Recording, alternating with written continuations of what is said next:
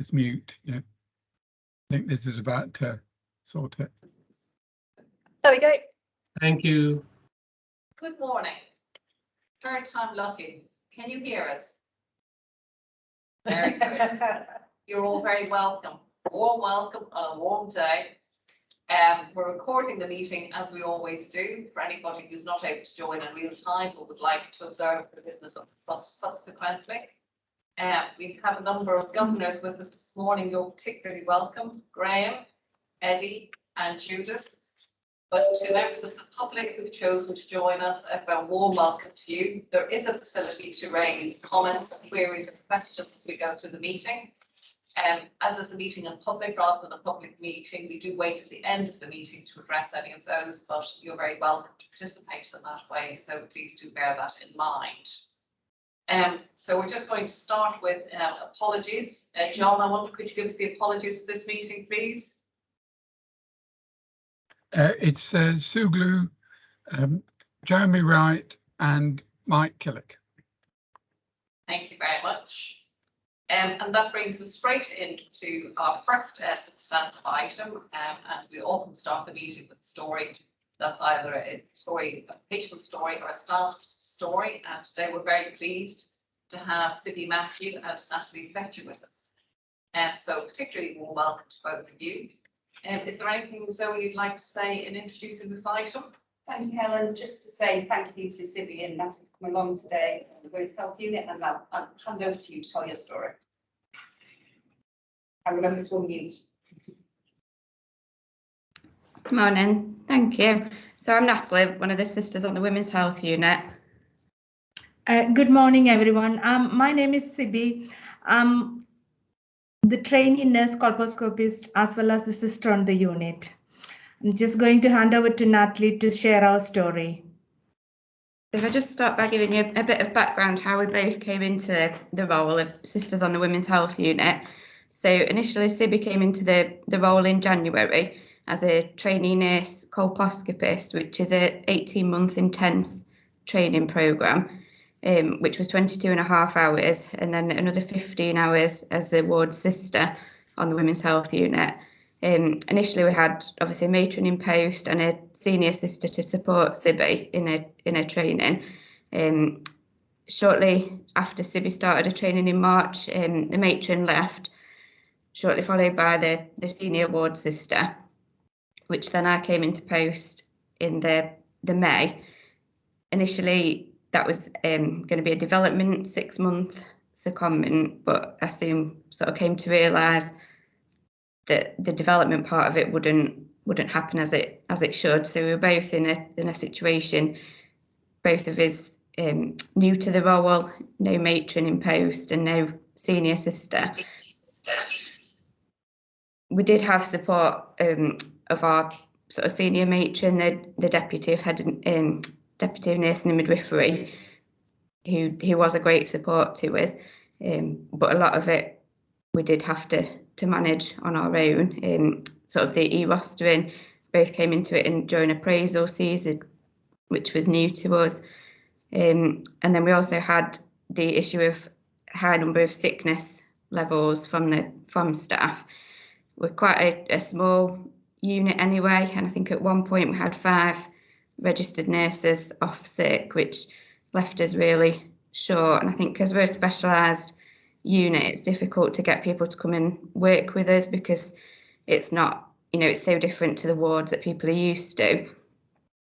So I did put a post out on Facebook and did manage to get some interest in nurses coming to work with us to pick up some of the shifts. And that resulted in them picking up regularly and sort of became familiar faces on the unit. So that was a positive thing to come out of it. And those nurses do still pick up now. We also had 2 nurses that came onto the common to help us out, that was a great help to us. I'll just pass you to Sibby. Yeah. The difficult, obviously it was extremely challenging for both of us, but because we both were experienced on gynae, we knew in and out of the unit, I think we both worked really well, and I want to also mention how the team came together to support, and not just the trained nurses, even the healthcare assistants. When there was only one trained member, they've offered to stay till 10 o'clock. There were times we were at the verge of shutting the unit because of the staff shortage. And I got to mention the healthcare assistant did help us. And despite of all this, we kept the services running. And I think that was in an extremely challenging situation. Yeah, we both supported each other through it all. Sibby had to sacrifice a lot of her training hours for the colposcopy role, and we didn't get the admin time that we could have used at that, especially with it being appraisals, and just new to the role really. So yeah, but we were there for each other, and like Sibby said, the team were really supportive, and we managed to keep everything going. Thank you both very much. That's been something splendid to hear. I think the invitation to you to come to board initially came on the back of me having some time with you. Yeah. And that was a very inspiring experience, hearing about the quality of the service you're providing in some very difficult circumstances. And there are difficult circumstances prevailing across the trust at the moment with availability of staff colleagues. But I think there's also something about women's health, isn't there, and that you're kind of in this sort of hinterland between a number of other services. So we need to be very mindful, I think, of how it is we position your service and how it is we make sure that we've got the support properly wrapped around you. I'm going to go to colleagues, but I see a number of them want to come in. But just whilst we're taking some thoughts and comments from colleagues, I would ask you both to be reflecting on any particular asks you have of the board, because, it strikes me that you're being rather heroic, and there might well be things that you think we should be doing to support you. And assuming that the asks will neither be illegal or moral or fattening, we will certainly be minded to do what we can. So have a little think about that whilst I go to Krishna and then to Atul. Krishna. Hi, Sibby and Natalie. Thank you very much for that story. So I had opportunity. Sibby, you were on annual leave, and Natalie, you'd really just left the building. But I came up to the women's health unit, spent a couple of hours with the team. What a credit to you they are. Really, really complimentary about what a difference you both made, how supportive you are. I spoke to some of those new staff as well who'd come on the back of Southern Face Challenge, which I thought was really, really helpful, because it was a bit of an offer out to people, wasn't it, to try something different and support you. So you definitely have offered that support. I was going to also mention about Sibby, you've done this at sort of some cost to your own development, and that we do need to support you to be able to put that. You've got your own sort of matron starting soon. She started, Monday. Right. Yeah. So that should make a difference as well to you both. Yeah. Now, I just wanted to take this opportunity to say well done to you both, because in difficult circumstances, you're quite right, we've not really afforded you that development opportunity that we would have normally done, and well done in very difficult circumstances to have supported the team. They were really happy actually with what was happening. It felt really calm, felt really organised, and the patient feedback was really positive. So well done, take all those plaudits. Thank you. Thank you. Thank you. Thanks, Krishna. Atul. And just to add to that, really, what can I say? Amazing work you guys have done, and it's really, really heartwarming to see all of that. And I understand it's been at the cost of some of the things that you would otherwise wanted to do, but a real appreciation, really. What I was quite interested in is both of you have been recently promoted. Just tell me a little bit about what it took to get you promoted, as it were, to get your promotion. What was the sort of pathway? Was it easy? Was it difficult? And then secondly, where do you want to be in a few years' time?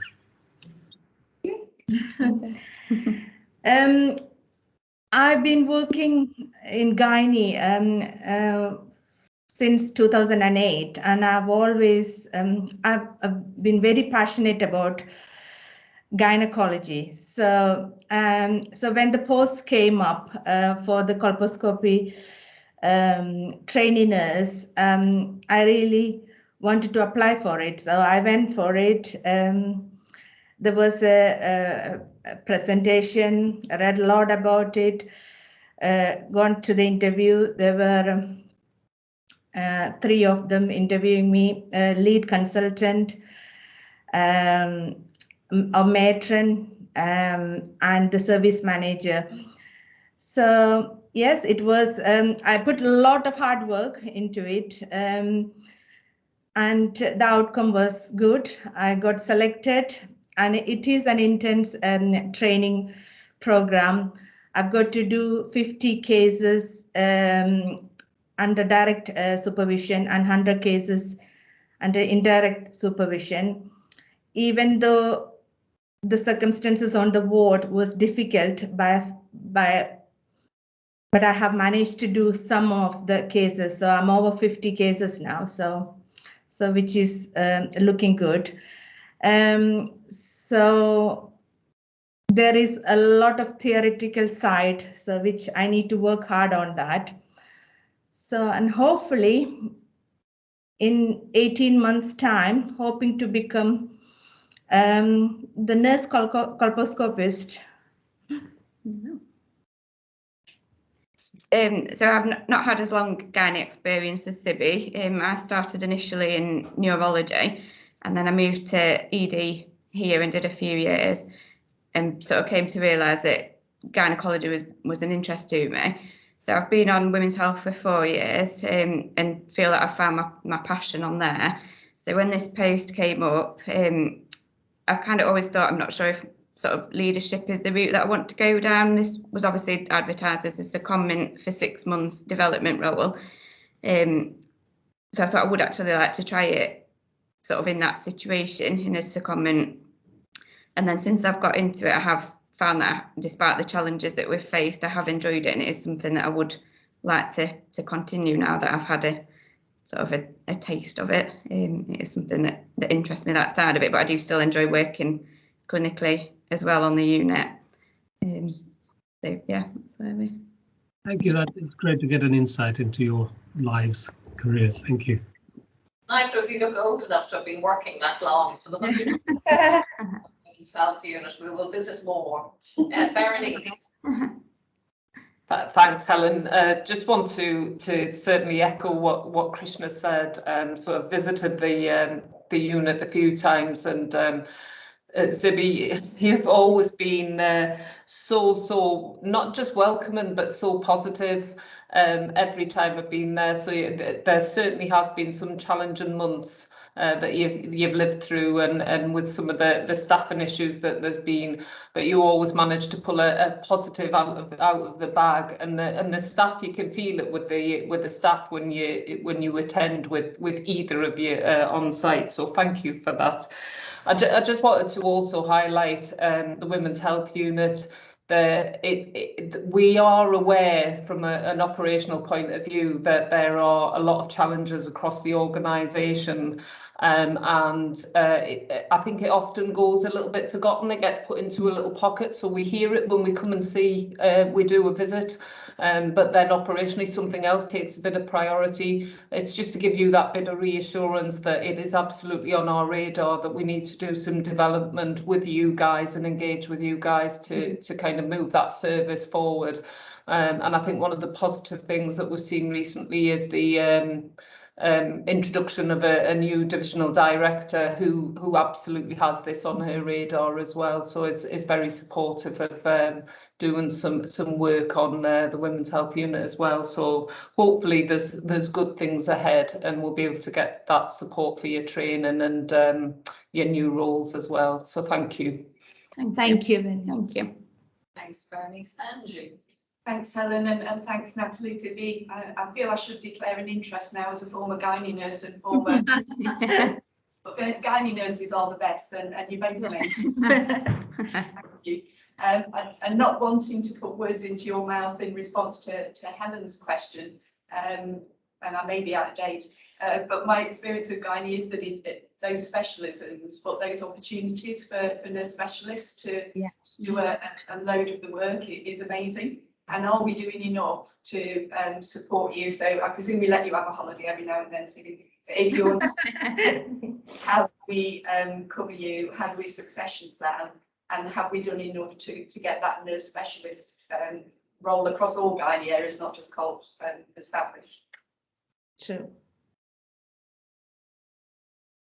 Yeah, I think it has been spoke about in the past, the sort of bringing in more specialist roles, but it's not been sort of anything that's ever been confirmed. I think colposcopy is the first one that they've brought in, and they have spoke briefly about bringing others in, but nothing sort of ever has come of it. So it would be, and there is a lot of staff that have been on there a long time that I think would like something down that kind of route. So that, yeah, something definitely to keep the staff that we've got as well, if there was more. I just want to mention, I mean, probably you know, a lot of the clinic, it's we do pregnancy advisory clinic, which is nurse-led, and we do early pregnancy clinic, which is also nurse-led.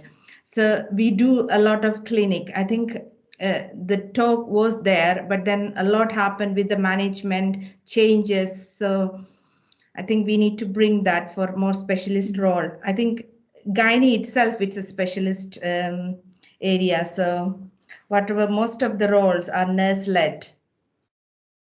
Well, I think Angie set out a magnificent ambition for the service there. But you know where we are, and we are all ears if there are other ways that you'd like, you know, us to support you in developing the service or supporting staff on the unit. And we're very grateful to you for coming today. It's been fabulous to hear your story at first hand, and you go back to your day's work with our very best wishes, and a huge thanks and appreciation for everything you do. Oh, thank you for having us. Thank you. Thank you so much for having us. Thank you. Thank you.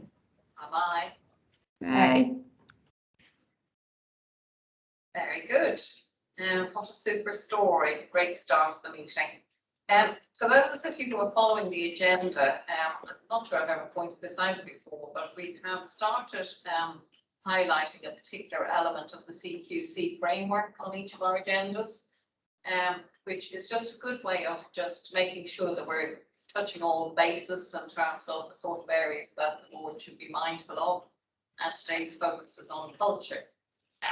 So we have a number of items that we're going to take the course of today that will ensure we're being mindful of our responsibilities in that regard. So what better place to start than the Chief Executive Report? All yours, Anne. Thank you. And I think actually what a better place to start than the story we've just heard. So in terms of staff enjoying their job, wanting to work here despite all the challenges, then a really good introduction. And I just wanted to highlight, I'm not as normal going to go through my report, and as ever, the COVID and operational update changes by the time I've written it, but just to highlight the ongoing pressure that everyone in the organisation is under. COVID most definitely hasn't gone away. We've learned a lot in terms of how to work differently to support that, but now trying to care for those COVID patients as best as we can, with the demands on patients at the front door, and restoring the, I hate to use the word backlog, but the huge numbers of patients who have been waiting longer than we want for their elective procedure is clearly presenting a huge number of challenges. So in that context of thinking, for us as leaders and the board, how we set the tone of the culture, our people first and foremost, and the support that we give them continues to be a big priority for us. And we'll hear a little bit more from Zoe and others as we go through the agenda today around how we're supporting our people. I've also highlighted, you'll see, particularly this month, some of the changes happening across the system. We are part of Joined Up Care Derbyshire, so not only from that operational point of view, I chose to pick on Tim this month, but working with colleagues day to day around how we manage care for our patients across the whole system has continued to develop in a positive way. And clearly the national announcement around funding and the links to social care will ever increasingly require us to maintain those really good working relationships, challenging ones, and the immediacy always tends to take over from that longer term view, but keeping focused on how we can improve in Joined Up Care Derbyshire longer term while we manage the short term, really important. And I've highlighted the appointment since we last met as a board of John MacDonald as the chair of Joined Up Care Derbyshire. The interview process for the accountable officer is through October. Clearly lots of that change and support from the national team in terms of guidance is coming at us thick and fast. So you'll hear over the coming weeks and months some of that being brought into board as to how, again, we think can shape the future of the system going forwards. And then, as always, I always try and keep us positive in that, setting a good leadership culture of keeping focused on the positive when it's so challenging. Really pleased to see that we've been nominated for Freedom to Speak Up at the Health Service Journal Awards. So looking forward to the ceremony and being the competitive people we are. It's not the winning, but we really hope we do. Very good, and it'll be well deserved if we do. So thank you for that introduction to your report, Angie. Does anybody have any questions or comments or thoughts provoked by Angie's report they'd like to raise? Berenice. Thanks, Helen, and thanks, Angie. I just wanted to re-emphasise for the board and obviously the public that are listening into our meeting today that there's been a number of very clear messages that have gone out to the public over the last period. Whilst we have been under significant challenge across both the NHS and social care, there's been a lot more I suppose firmer messages around really thinking about how we use and access services so that we can keep them free for essential requirements, and also, you know, that plea about asking families certainly to support a lot more with regards to some of their loved ones because of some of the pressures that we're actually seeing across the kind of NHS and social care system. So just a massive thanks to kind of everybody that's been able to kind of support and listen to those messages as we do continue to be challenged and struggle. Thank you, Berenice. Important reminder. Atul, please. Thank you, Helen. Angie, you know, in terms of the ICS, I think we can appreciate very well that the structures are coming into place, positions are being populated, and things will still take some time, I think, before they're working properly. But is there a kind of vision of the, you know, what would be the sort of first thing that we can all sort of hold our hands up and say, this has happened, this is what we've made happen because of the ICS and for no other reason? Is there some kind of view of the kind of 2 or 3 things that we really want to achieve with this opportunity? Really good question, Atul, and one that some of the senior leaders we grappled with on Monday afternoon, and we kept coming back to the simple message is that integrated care for us as patients and our family. And we get, as we do in huge organisations like the NHS and social care, very hung up on organisational structures and changes and legislation and governance, which are all really important. But actually integrating care for our loved ones is what we're all here for and what we need to achieve. And hopefully the signal, we won't get into a political debate today, but recognising that social care needs investment at the same time as health, I think is a really powerful one, even if it'll take us a while to translate that into practice. So for me, and that was the discussion we had on Monday, what are those real examples of integrated care that we need to prioritise as organisations in the system? And you'll have heard me say before that there's some really good ones that our staff do every day. And sometimes we're not always cited on those, or we lose them in translation. into the governance restructuring world that we seem to get overtaken by. So I won't go through them all today, but how we prioritise it is something perhaps we need to keep revisiting and thinking as a board around which of those areas of care will really benefit from that integration. Excellent challenge as ever though, Atul. And I think more description of the work of the ICS in terms of its meaningfulness to patients and to colleagues will be a very good way to position our reflections on the many hours of work we do in terms of making sure we're joining up. So thank you for that, Atul. Lee. Hopefully this builds and doesn't repeat Atul's and Angie's point, but this guidance is coming at us thick and fast, and it is blooming voluminous. And I think there is something about, unless you're a real nerd like me, getting very animated about what the CCG to ICB transition means isn't going to float frontline staff boat really. So I think there is something quite quickly about seizing upon this is a really positive opportunity that might just help us with winter, and now we operate as a system for 22, 23 and beyond, as opposed to perceiving this as some hatefulness that's being visited upon us by legislation. I think it's a bit beholden on us to grab hold of those examples quickly before we get sucked into the vortex of doing things that we've got to do to set up a new statutory organisation, as opposed to the things that will make a difference for the health and care partnership for patients and their relatives. And I think we've got quite a good track record of this in Derbyshire, but I think we've got to put it centre stage.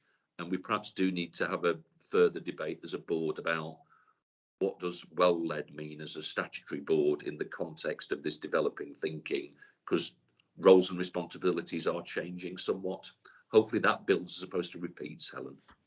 It builds splendidly, and it's also a helpful and timely reminder, Lee, that we have committed to some development work also with our Council of Governors, because it's not only the board that needs to think about what well-led looks like in this changing context, but also governors, and not least of all governors as the body that ultimately holds us all to account. So it's good that we've recognised the need for that, and plans are in place.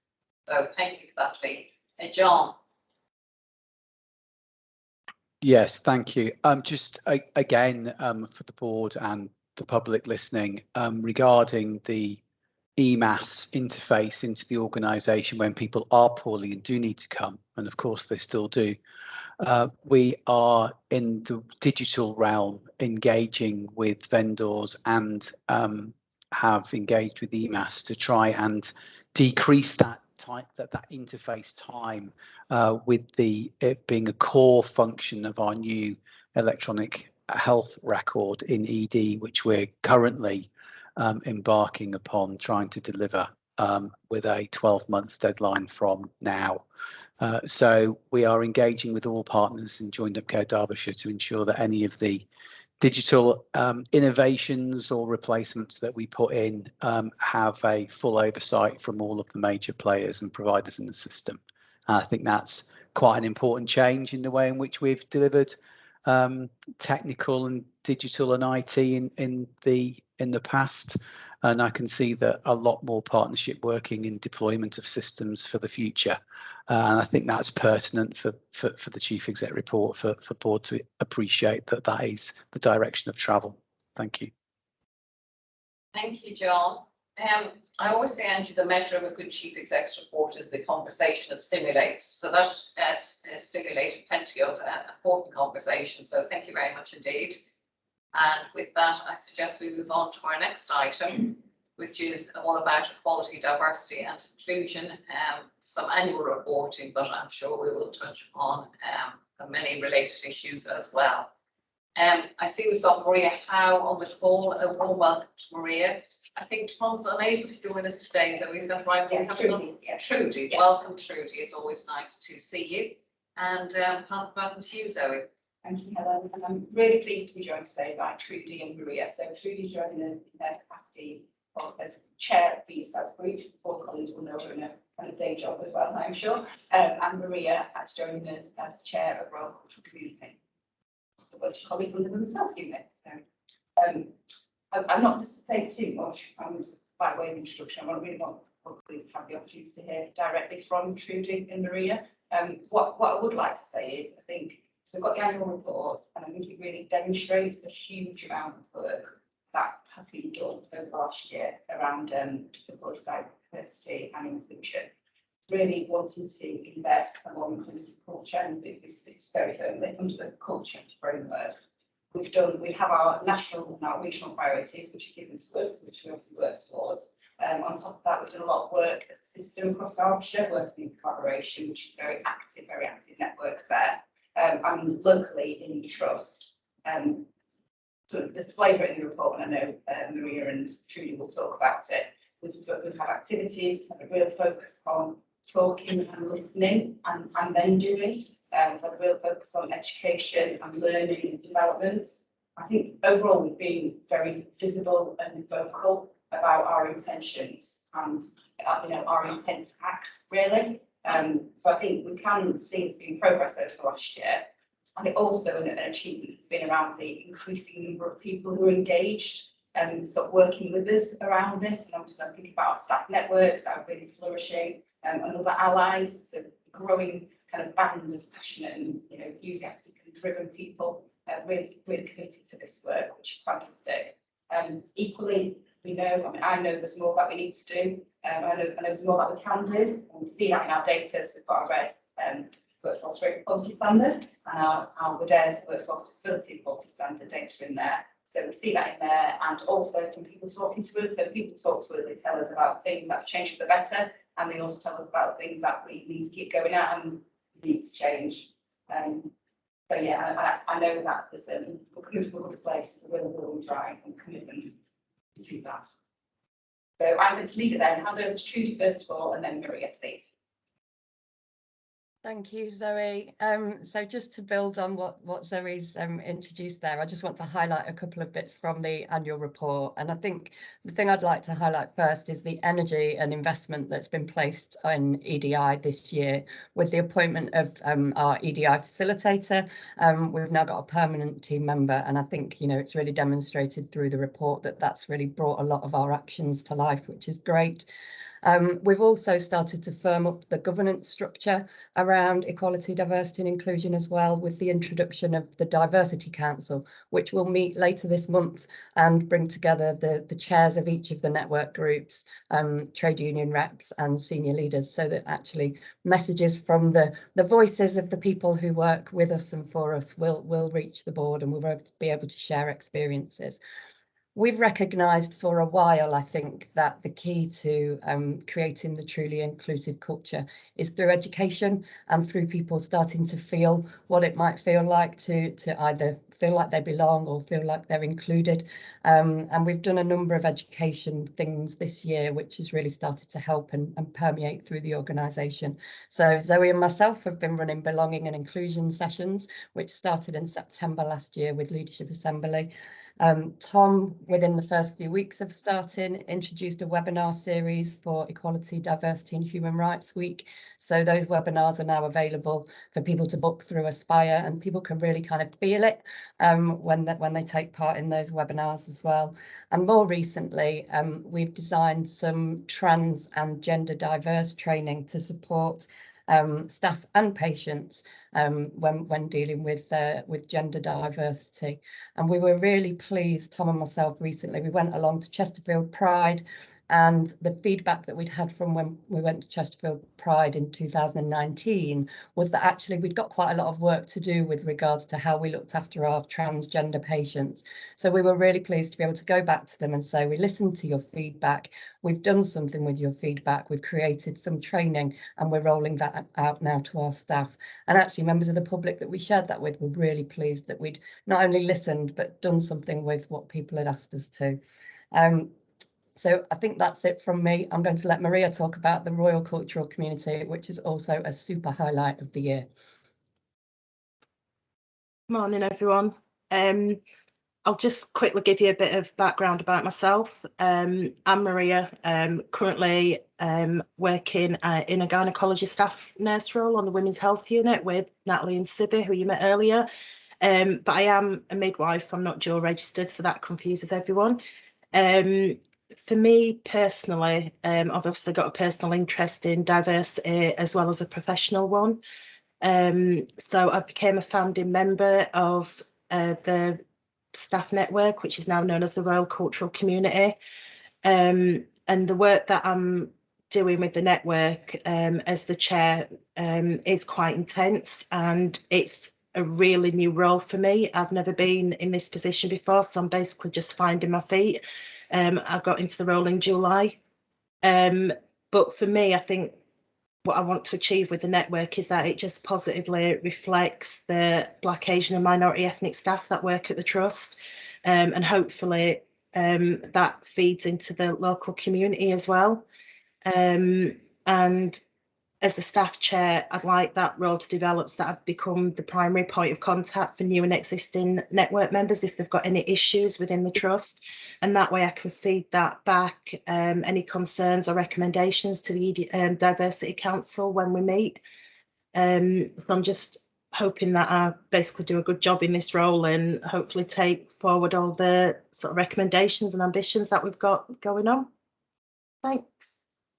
I'm sure you do a magnificent job, Maria, and given the nature of your day job, we're doubly grateful to you for making the time to make this important contribution.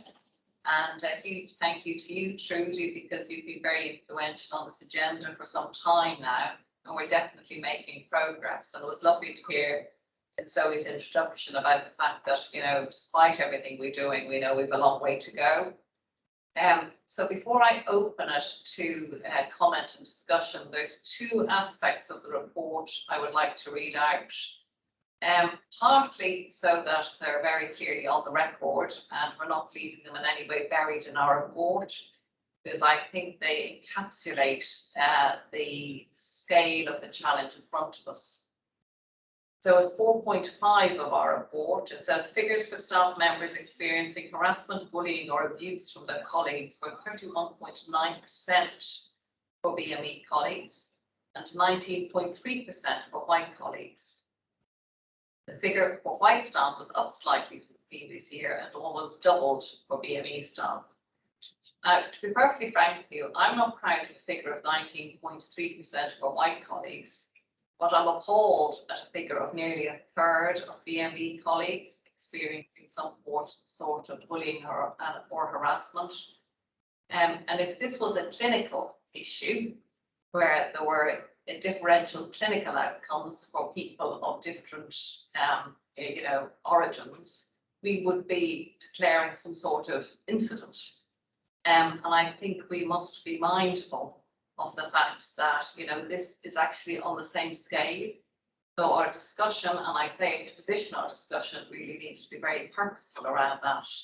And also with regard to disability. So as it states in the report at 5.2, people with a disability or long-term health condition are more likely to experience harassment, bullying and abuse from the manager. 12% compared to 5.9% of disabled colleagues. Well, 5.9% is not good, and 12% is shocking. So we have for an organisation where we pride ourselves on saying Chesterfield is a lovely place to work. It's got a lovely atmosphere.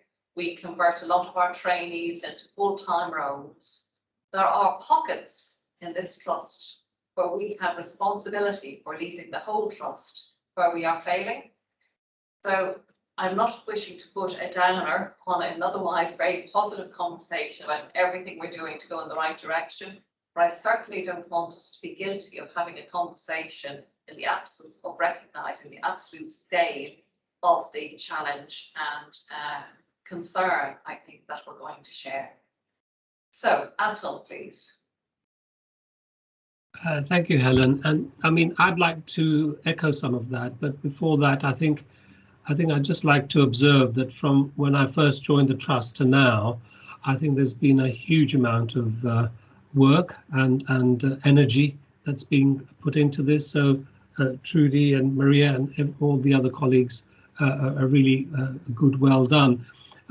Unfortunately, I missed the last people committee. So there are some points of detail that I'm quite happy to follow up outside of this meeting. But one of the things I wanted to say is really, what are the key outcomes we're looking at achieving? Because there's a lot of process in the description, and that's very important. You know, talking, engaging, having those kinds of sessions are the kind of, if you like, the foundation of getting information, getting intelligence, making that connection. Having got that and having got a good way towards that, what is it that we really want to make a difference? What are those areas? And I think Helen has really picked 2 or 3 of the areas that were in my mind as well. We know from the staff survey this issue about bullying, harassment, and we still seem to be at the stage of not knowing why it's there. And the contrast, if you like, is that we're not a very large trust, and we're not a kind of trust in part of London or Birmingham or Leicester, or where we have a lot more kind of BME colleagues, disabled colleagues, to try and actually bring in to the process. So given that we have relatively few numbers, but percentages are really worrying, by the time we look at the annual report for this year, what are the kind of 2 or 3 things that we wanted to really punch out and say, this is what we've really done? Thank you, Atul. Lee. Thanks, Helen. Just to amplify Atul's point a bit, it feels to me, and this is a slight caricature, when I arrived here 4 years ago, we were not having the depth and richness of this conversation that we're now having. It's a little bit of a caricature, but it felt like quite a monocultural place where, candidly, we were having elements of this conversation, but not in a particularly structured, inclusive and more open way. Without putting Maria on the spot, the last person you want to hear from on this agenda is somebody who's part of the problem. I'd be interested in what further support Maria thinks she needs to progress this agenda, Helen, and I share your sort of moral outrage at those statistics, because you kind of go, it shouldn't look like this, but I'm very fearful I'm part of the problem and not part of the solution, so I'm not going to proffer one. Thank you, Lee. I think also, though, I mean, I'm very happy to hear from Maria again. I think also we need to recognise that this is a accountability that relates to our leadership. This is not a problem for BME colleagues to solve. This is a problem that BME colleagues are experiencing. So, you know, whilst I take your point, Lee, about us getting the widest sense of views and a good partnership in tackling it, you know, it mustn't be short of making sure every element of our own conscience has been properly examined. So I think the first thing I would say, Helen, is similar to what you just said. So I'm not from a BME background, but I see myself as part of the solution, not part of the problem. I think, you know, from an allyship perspective, because I think we're all part of the solution. I wanted to sort of touch on Atul's question, if that's okay. So I think for me, there's sort of 2 broad areas in terms of outcomes. I think there's one around representation, so which links to recruitment and talent, particularly at senior levels. And there's one around the discrimination and harassment, which is really unacceptable as we've got at the moment. So in broad terms, they're the sort of 2 areas, and there's lots of lot more detail in that. So, for example, around one of the system projects we're doing at the moment is a significant piece of work that we've invested in as the 5 NHS organisations in Derbyshire around recruiting for and with cultural intelligence. Our first workshops in July. I was at a second workshop yesterday as SRO for one of the work streams of that. And the intention of that piece of work is working together to really culturally change how we advertise, how we recruit, our use of language, you know, how we conduct interviews, really thinking about cultural difference, really kind of intense learning piece of work that will take some time, and it's very much about culturally shifting how we all do things. So there are things in place to address that. I think talent's the big one as well. So we see there's clearly blockers at a level in terms of progression, and we know some of that is around, do people see people who look like them? Do we need to target more? So one of the actions we talked about is targeting people more and encouraging people, I guess would be a more positive word to say that, to kind of put themselves forward for causes, because people don't always do that, think, well, that's not for me. So we need to be reaching out to people, saying, this is for you, come on, you know, join this is for you. So that's one of the things around there. around the discrimination harassment side of things. I think people are talking more now, which is a good thing. I know the group's done a lot of work with Abby. Abby's really helping speak up. Guardian is really well connected with this work throughout. So people are talking more, which I think is a good sign of people talking about it, because I don't think it wasn't happening before. I think people weren't telling us, if I'm being completely honest.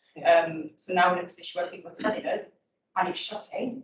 And now we need to do something about it. And that does feed back to sort of the education and the development. So sometimes the conversations I had, people don't know, they don't fully understand the impact they're having on other people by what they say or how they behave. And you know, sometimes that's not intentional. It's they don't appreciate, they don't understand.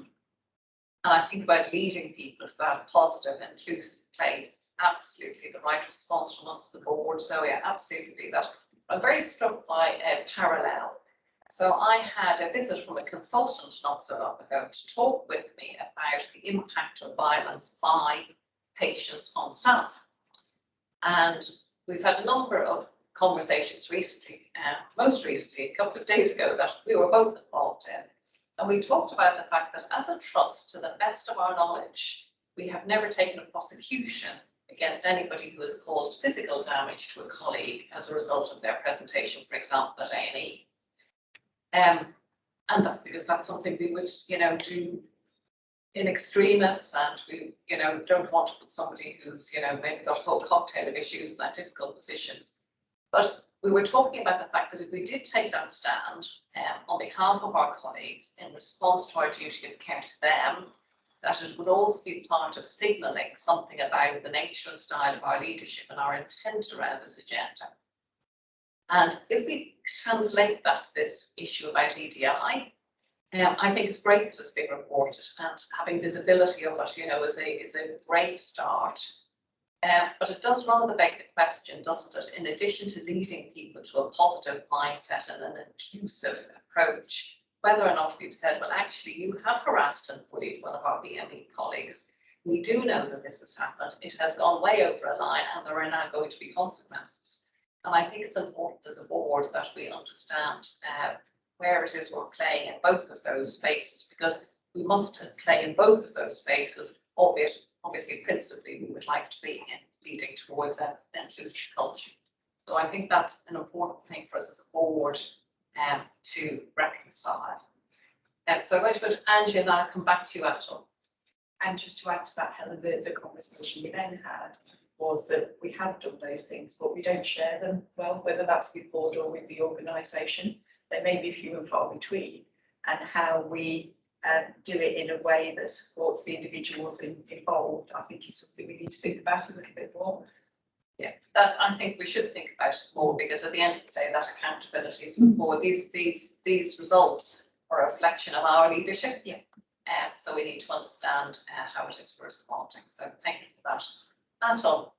Sorry, I was just going to echo all of that, Helen. I think, if we have one or two examples that people can see that we will actually, go the whole way on, I think that will have a huge impact. Thank you. So we've kind of had to have the pointy end of that discussion today, and I think it's important that we have had it, but I wouldn't like that to in any way detract from, as Atul has said, the huge amount of work he's seen over not just the past year, but the years, more recently where we've had to focus on this. Your leadership of the agenda truly has been splendid. We're delighted, Maria, to have recruited you to the cause. I think you can see the importance we attach to it. So going back to Lee's offer, which I could see he was concerned he had expressed slightly clumsily, but I'm sure the intention was absolutely one we all share, which is about if you need support, Maria, to move this agenda on, you shall find it available here, and you should be able to make that request, at any point in time, because we will help in whatever way we can. So well done, you both. Thanks. Thank you. Now, do we need to do the formal thing about signing off the return? So Yes, please. can I assume that we're all content to approve the returns as set out? Yes, thank you for those nods. I don't see any dissent. I'm sure you would make that all loud and clear. So thank you, and thank you for the work on that. I know there are a lot of work, those returns, so that's much appreciated. Now this brings us on, we make to the next section of the agenda, which is our governance section, and it includes focus on our board assurance framework and through the eyes of the committees. So I'll go to Angie if there's anything you want to say, or maybe you'd like to go last, Angie, would you like to do a sweep up with the introduction? Don't mind either way. Either way. Well, let's do the committee reports and then that'll give you an opportunity to reflect on the issues in the round. So we have a comprehensive report from the People Committee, which we suggest that we just note. We also have a comprehensive report from the Oversight Committee, but there's a couple of things that Berenice is going to talk a bit later on that. So we'll just kick off. We may please the Quality Assurance Committee, not least of all, given the importance of one of the attachments to that report. So all yours, Jane. Okay, so today's report, I think you'll see there are a number of synergies with the rest of the agenda, so I'll just refer to them in passing and they'll get picked up in more detail with the individual papers. So firstly, from the quality report, I just want to emphasise the continued work on compliance with NICE guidance. There's some process issues that need to be ironed out there, just to give us the assurance that actually we are acting upon NICE guidance and we are picking up the risks correctly as we should, where we're not compliant. We've also got to further focus on mortality outliers. You know that we've been progressing some work, particularly on heart failure, and we've just required some further assurance on that for the next meeting. Some really good news. Again, we've been doing quite a bit of work, as you all know, on stroke. Actually, some really good information come to us from the SNAP audit, showing that actually the care for our patients has actually improved. So we've now moved from a rating from C to B. So that's a really positive story. Really testament to the hard work through health leadership and the work of the stroke team. So well done for that. And that doesn't obviously preclude us from having to have further discussions about the long-term sustainability of stroke, which again, I know we'll be talking about further. In terms of IPC, infection control information, again, you know that we've had a report. We've looked at all of the hospital transmission and the mortality rate following hospital transmission. We've had a full report on that, and we've done a really massive piece of work using medical examiner and different ways of looking at the outcomes for those patients. And again, that's in the standalone report today.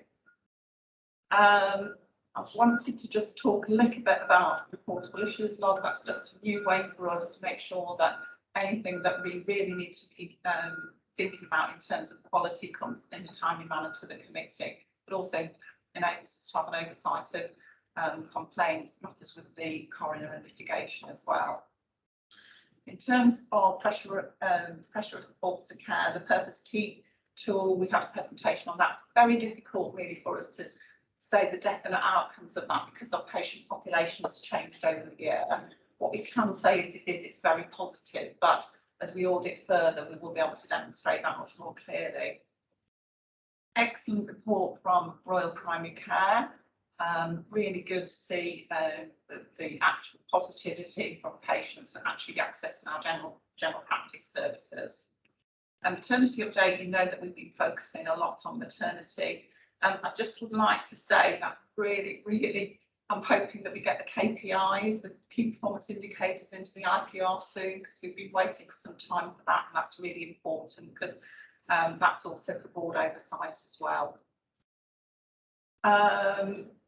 CQC, we have some notification from CQC that's been progressed, and I know that we did refer to that in terms of board assurance framework and whether we needed to make any changes to our scoring, but I believe we haven't had further information on that, so I think we're recommending that it stays as it is for the time being.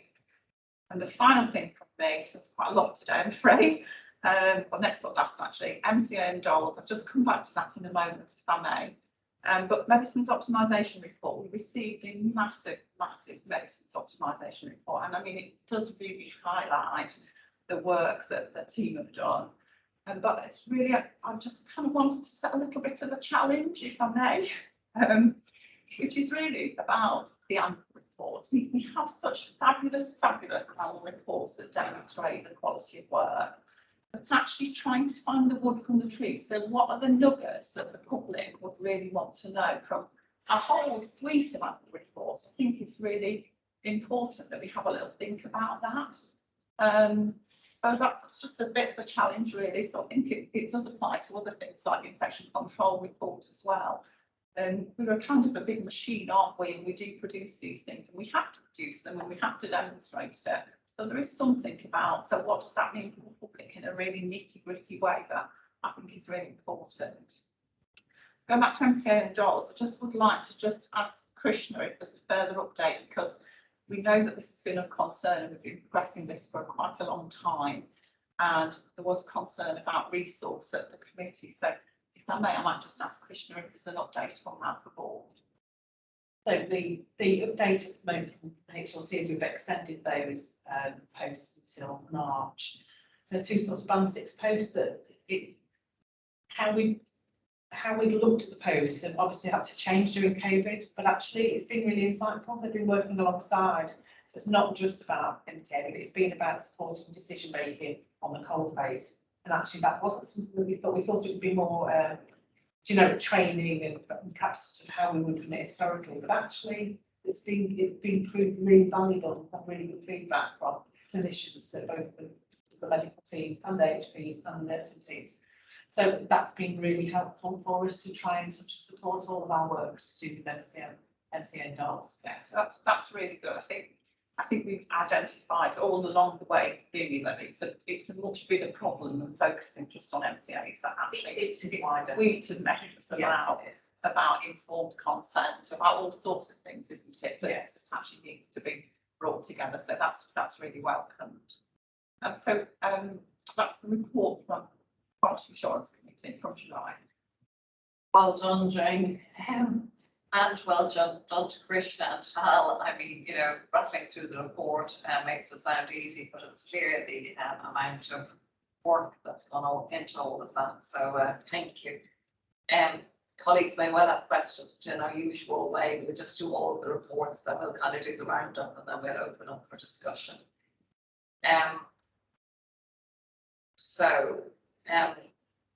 I just want to make sure, Jane, that you're happy that we've covered the ground on the kind of COVID figures too. Yeah, okay. So we've got a standalone paper, and this paper on board later. This paper has been through the Quality Assurance Committee and been scrutinised. We've also been to private board. The reason that this paper is a standalone paper in terms of COVID and mortality is because we very proactively, way back in the spring, wanted to understand the outcomes for our patients, and particularly the patients who had developed COVID according to various guidance of how you would measure that. So the patients that had developed COVID in our care. And also we wanted to be really clear that all of those cases have been absolutely scrutinised. And I think you will see when we talk about the standalone paper that those have been through a very, very rigorous process. And I think, it's distressing for all of us to know that patients will have developed an infection in our care. But I think equally it's important for us to be really open and transparent about those cases, and for the public to know that we have gone through every single individual case, and we have looked to see what learning there was from each of those cases, but equally as well that we have been open and honest with each and every one of those families and each and every one of those patients, because that's that is absolutely how we have to work, and that is demonstrated by the reference to the duty of candour in the report. So whilst it is very distressing for everyone concerned that patients may have come to harm, I think we all appreciate the difficulty of the last year, and actually to see that actually our figures for the outcomes for our patients are actually significantly better than many, many other trusts, and that actually we have done a very positive thing in actually doing this piece of work. I would echo that, Jane, and I would thank you for your role in that work and to colleagues who work diligently to make sure that we understand the issues. I'm also pleased that we benchmark well with respect to people who were treated at other trusts. But don't for a second overlook the distress to the individual families, and of course our thoughts are with them and indeed in all families who've lost loved ones to COVID over the past period. So thank you for that, Jane. I'm going to go to Keith now, if I may please. Keith, as you chair the last Audit and Risk Committee. Yes, thank you, Helen. I did in Mike's absence. Unlike Jane's, I think this is a simpler report back. There was nothing highlighted, escalated to the board from the Audit and Risk Committee meeting on the 27th of July. We looked, as we usually do, around risk management, counter fraud, internal and external audit, and all of those were reviewed and we were comfortable with all of them, as we were the board assurance framework, and some information around single tender waivers and national cost collection submission of data, which we have to do. We did have a short conversation around the external auditor position, which is changing and looks likely that they may be able to remain beyond 21, which is positive. And as I say, nothing was escalated to the board from a concern point of view. So a reasonably run-of-the-mill and quiet ARC meeting, I think, in July, Helen, would be my overall view. That's not a bad place to be. Thank you very much, Keith. And Berenice, again, in Mike's absence, I believe you chair the Oversight Committee. So is there anything you want to draw to the board's attention? Thank you, Helen. Yes, I did. Just a few areas just to highlight to the board so that it's visible. That we, with regards to risk, we continue to work to assure ourselves against any cyber attack, and there was a recent mock phishing test done across the organisation. The report's actually going to be due out in October. Through the trust interface meetings, which are really helpful, there's been a real focus on the contract variations. As you can appreciate, there's been a lot of additional asks from DSFS as an organisation to support COVID response. So it's really important that we ensure all requirements and governance is in place to support those contract variations. They also needed to highlight, similar to ourselves from a kind of clinical and medical staffing point of view and leadership point of view in the trust, they've seen similar pressures with result of absences, and they've had a real focus, and thanks to the support from Zoe and the team around health and wellbeing support. There is a request for DSFS to support the trust to meet our net zero targets, and what their expected actions and costs will be, and that will support our overall strategy as a trust. So we're very focused on that. Just to highlight that the responsibility, and that's very much linked to an outcome that came from QAC, the responsibility for cleaning and environmental audits has now transferred from DSFS to the trust. It's really important that we don't see DSFS marking kind of the own homework, that we've got that independence, and we get the effectiveness that we want to see across the organisation. The DSFS launched their strategy, which was great. It was slightly delayed again because of ongoing pressures, but they have set out annual objectives linking to staff objectives, which is really positive. So we've got that alignment with the trust and their organisation.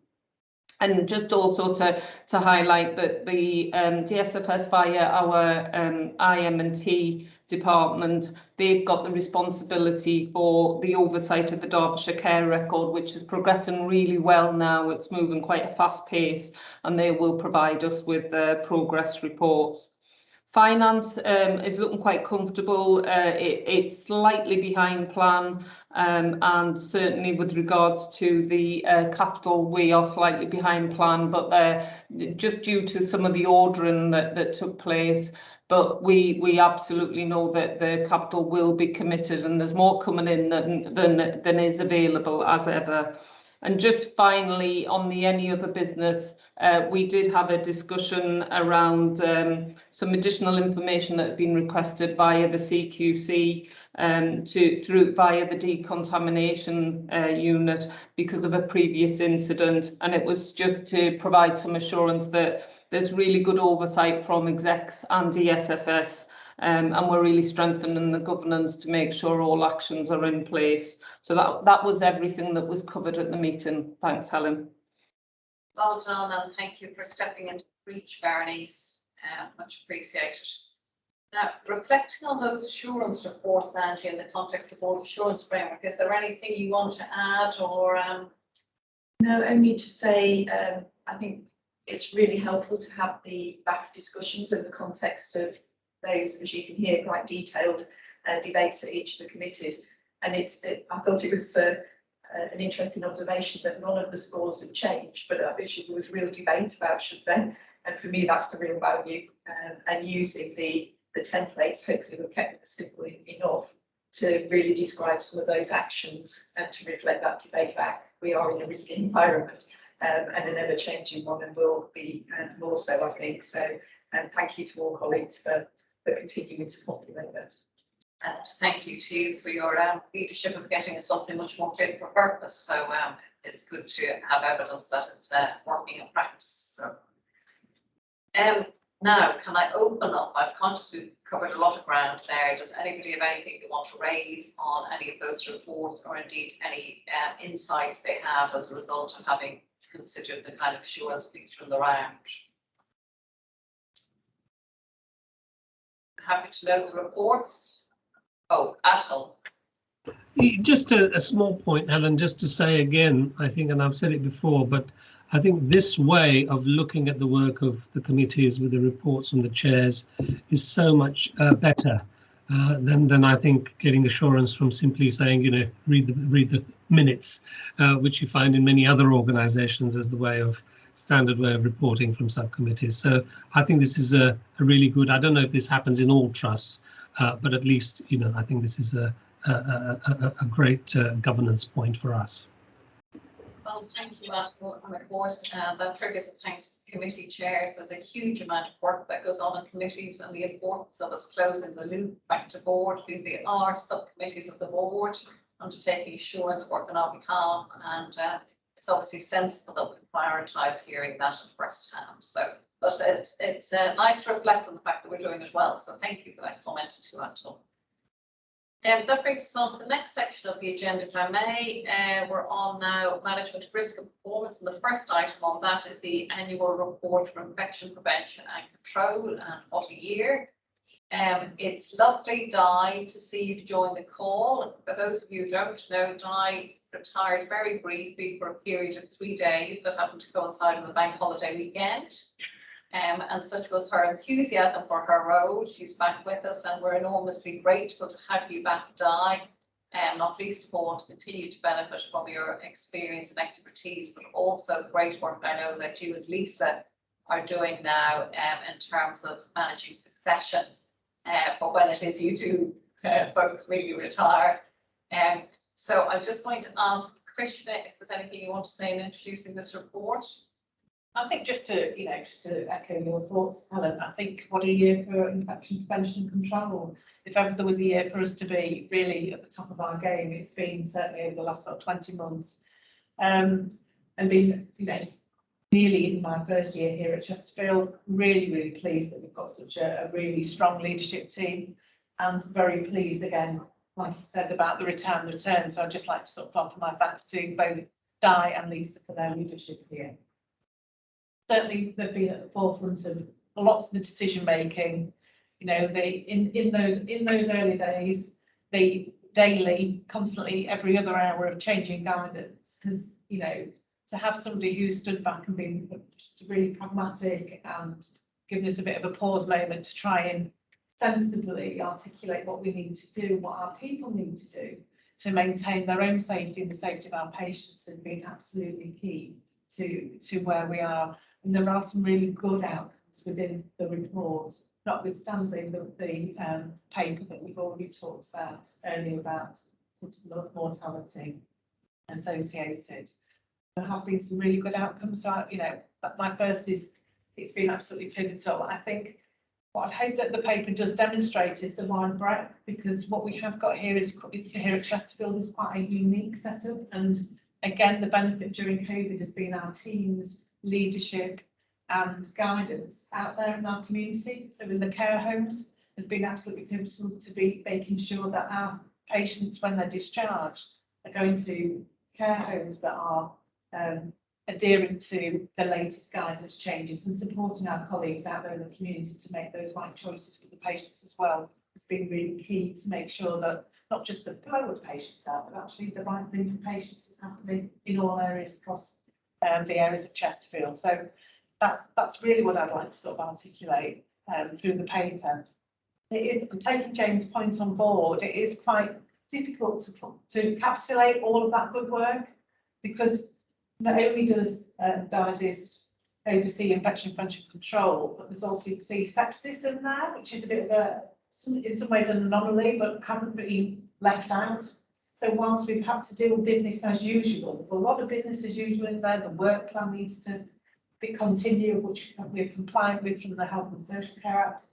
We've also been 1 year to actually make sure all those changes have been cascaded, and it continues. And I've been out with Lisa this morning to a couple of the wards that we need to support, you know, further changes to support and enhance that offering for our patients. So it's that improvement journey, and I think the team have been key to sort of be where we are. So well done, Di, to you and your team. I don't know if anybody wanted to ask any particular questions on the back of the report. They might well. Can I just, in fact, I can see they already do, but just before we do that, Di, is there anything you'd like to add? A kind of a bit of a vignette of life from the front line and IPC of the year that was? Well, I can only say thank you very much on behalf of me and my team. I'm a bit filled up and emotional about that. I don't think we've worked any harder than any other team in the organisation. I'm really proud to continue to work for Chesterfield Royal. It's just been a difficult year. That is a bit like that was the year that was. But the organisation, the staff on the front line have been absolutely phenomenal, because yes, we were interpreting that guidance, but they were having to apply that guidance to keep our patients safe and to keep themselves and each other safe. It's not been perfect. We've had some hiccups. We've had some humpback bridges that we've worked together and we've got over.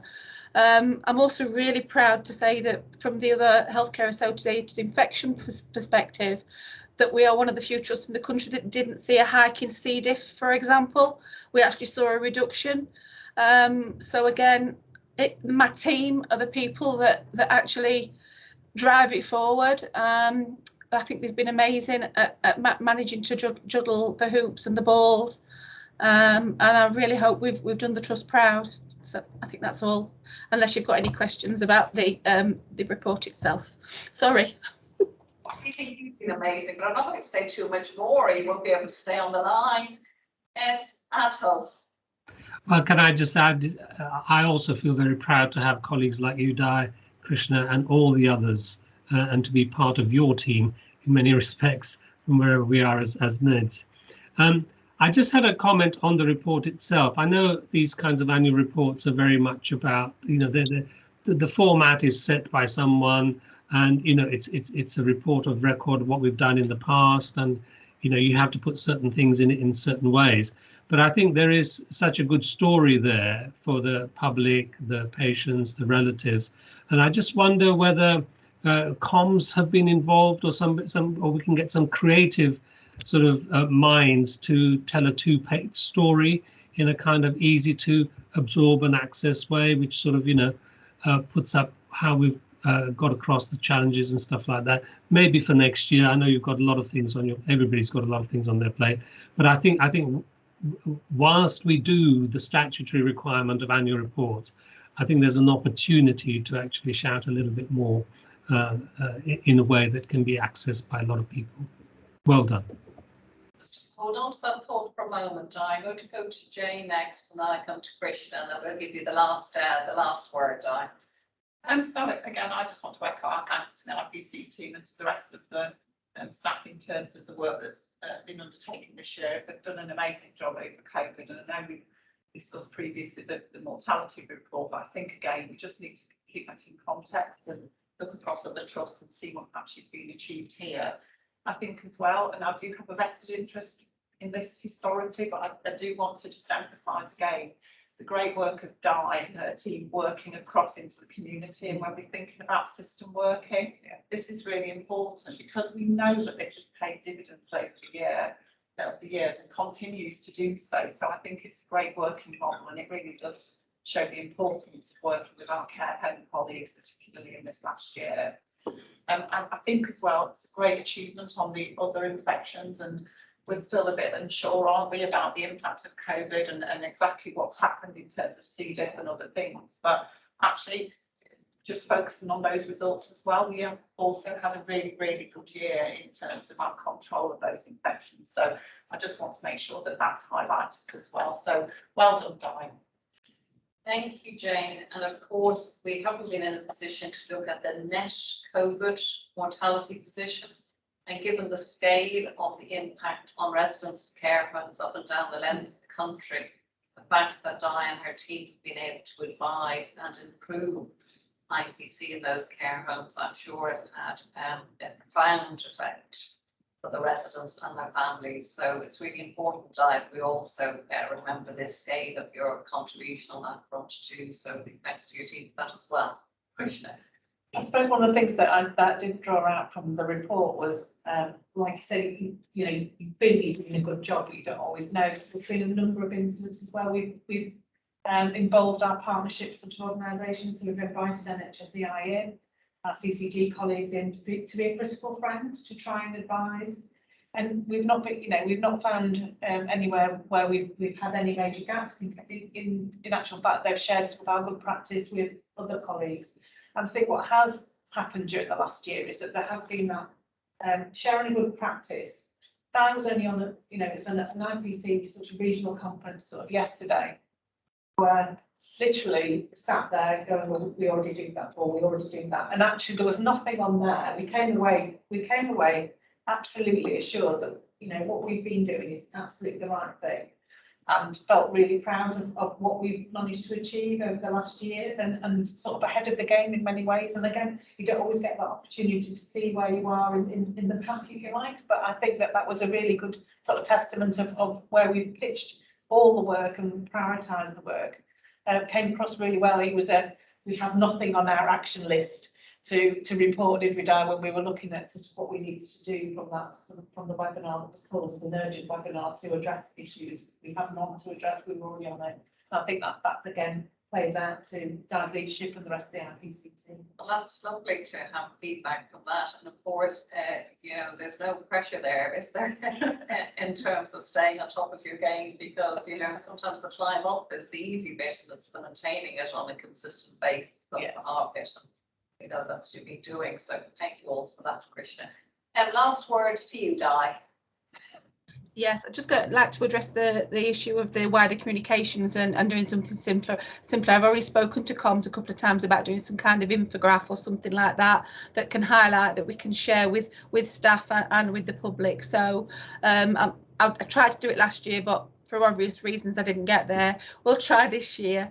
And just going back to the conference the teleconference that Krishna referred to yesterday, one of the major things that was highlighted from me was the number of ICNs on the call who obviously didn't even know who some of their execs' names were, and did not have executive support, and did not even communicate with their Director of Infection Prevention and Control in a regular and consistent way. So that was something that I was on the call and Lisa was listening to it at the side of me at the time. We were looking at each other. So I personally would like to thank you all for your continued support and respect for my profession and for the specialism that I work in, because I think without the people around that table and on this call support, then we wouldn't be as an effective team as we are. So thank you. Thank you very much, Di, and please convey our thanks to your team. It's been splendid. We're very grateful. Take care. So on that note, we're going to move to the second item in this section. May I just make a suggestion? I don't know, P&O's Yes. gold, silver award, Yes. etc. Whether we might put some members of the team forward. Yes. The Chief Nursing Officers Award. Already on mine. Thank you. Yeah. I noticed that other trusts have been putting NPC teams forward, and I just think the achievement of our team actually is magnificent. Yes, it is. Thanks, Commissioner. Lording. Thank you very much. We're very fond of awards. Now we're going to go to second item in this section. It's item 7. It's the acute stroke unit. This has been back and forth quite a number of times. I have to say this paper is delightfully clear. If you've recently arrived from Mars, you would know exactly what's going on and why. So with that introduction, I encourage a short introduction from you, Berenice. Thanks again, Helen. Yeah, it's really helpful to be able to provide an update on a couple of areas with regards to stroke. One is to be able to report the continued improvement that we're actually seeing following the previous RCP review that we did, and certainly did ourselves internally within the organisation, and concerns about our hospital standardised mortality ratio. We did put an improvement plan in place, which I know everybody's been well cited of, and you've been able to see those improvements continue over the last few months. So there's been a real focus, and what's really positive is to see that our HMSR is actually reducing and continues to reduce. There is a good trend, and also that what's called the Sentinel Stroke National Audit Programme, where we audit every element of our stroke services, we've actually gone from an overall rating of a C to a B, which is really positive. That said, one of the areas where we struggle, and we won't be able to achieve kind of an A at the moment, which is obviously our aspiration, is with regards to the fact that we really struggle to recruit consultants. This is a national problem. Hal, our medical director, has reported this several times to the board previously. So we agreed as part of the hyperacute stroke unit to set up a task and finish group to look at our resources and see what our longevity is for the HASU across the organisation and certainly across the system. This was absolutely about the inability to recruit stroke consultants, although we are looking at different models of workforce to secure our services going forward. One of the things that's been really positive in implementing this task and finish group was we were able to secure access to Dr. Deborah Lowe, who is the National GIRFT lead, and she's also the National Clinical Director for Stroke. You've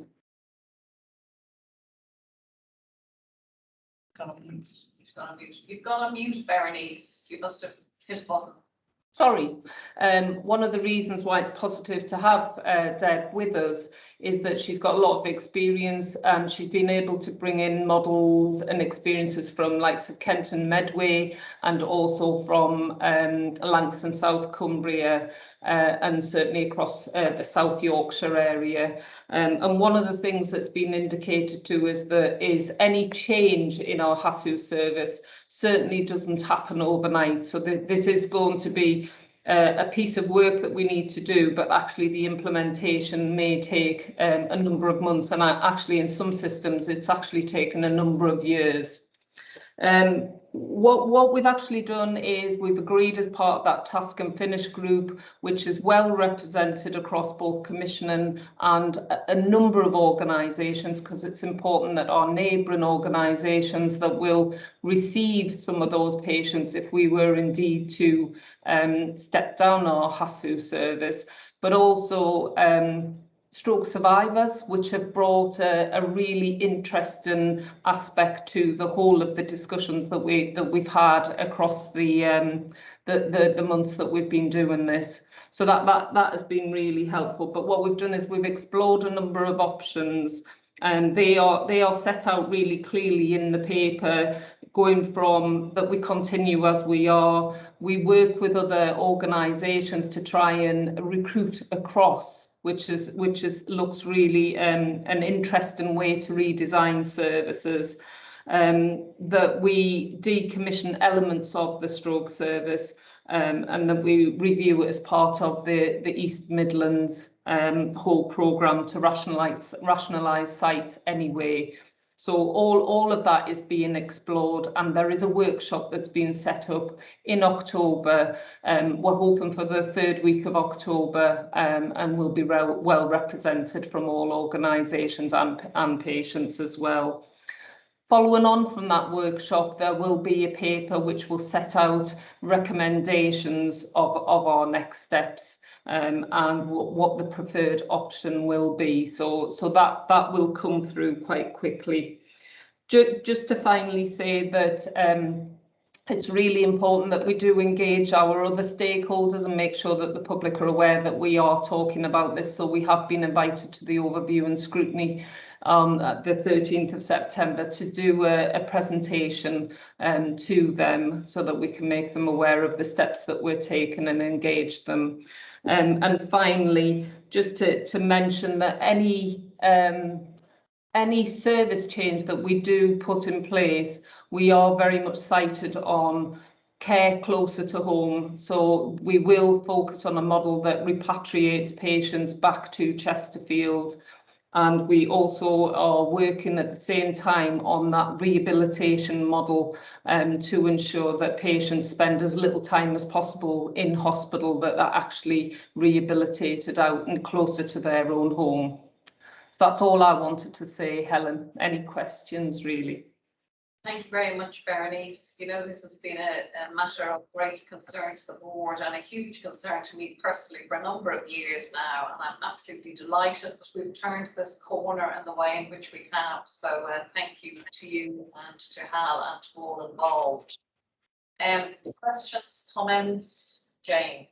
I'd just like to emphasise that this is about the hyperacute phase, and that, as Berenice has very clearly said, we still have a responsibility around rehabilitation, and I very much see this as we have to make sure that our patients today and tomorrow are getting the best quality care for the services that we're delivering. So whilst we are delivering PASO, whilst we are delivering rehabilitation, we need to continue with our own action plan, and we have done and we are doing, and that's shown our outcomes, and it's also shown in the audit. So I think that's really important that the public know and understand that. This is not us saying we're reviewing a service and we'll be improving it in the future. This is us saying we continue to work on stroke today for our patients that are in our care today and tomorrow as well. Indeed, and I think it's the first time we've had a B rating in our staff audit for it, as long as I can remember. So I think that's splendid proof of the improvements that we've put in place. But thank you. Amplify that point, Jane. Colleagues, oh, Lee. I just wondered, Berenice, if Deborah had any insight into sort of any national thinking review of this stuff. We're not unique, are we, in terms of thinking through what's the right disposition of acute services as a hospital of our size, and it just feels as if we might reach a moment at some point next year where there'll be a conversation about disposition of service, about hyperacute stroke, around heart attack. And I just wondered where this might or might not fit into that. I'm not saying we're doing the wrong stuff, but if something was about to issue forth nationally about disposition of these services and how we faced into that, I'm not saying we're doing the wrong things, but it feels like an area where we might be slightly overtaken by events. And I just wondered if we had any intelligence on that. Thanks, Lee. Yeah. Currently, at the moment, there's no kind of direction of travel, and it is a bit frustrating that all the areas are grappling with this currently at the same time. But the benefit of having her input is, if things move on, she will certainly feed that in, Lee. The one thing that has been helpful has certainly been around the education programme for stroke consultants. So there is a clear, loud message gone back to how we are educating and how we are managing to resources, because whether all the patients come to us or we move the patients elsewhere for that first 72 hours, we still need that specialism that we don't have in place at the moment. Thank you both. Atul. Yeah, I was interested in the big issue of recruitment of stroke consultants, and what more remains to be tried. Do you think? Is there, are we struggling in having done everything possible, and it's really kind of, what do we do next kind of thing? So, or are there some glimmers on the horizon which we could try? Yes, Atul, I think one of the really important messages that we fed into the Task and Finish group right throughout is that we have not given up. It's really important that we continue to look at how we do our recruitment. Is there more interesting ways to do that campaign? We are certainly looking at if we could have rotational posts between Sheffield and ourselves, Derby and ourselves. So looking at more innovative ways to get that input. And obviously the other area is looking at alternative roles. So looking at a stroke consultant role from a nurse point of view, as well is an avenue that we're certainly going down. So we'll be feeding all of that information into the workshop. John.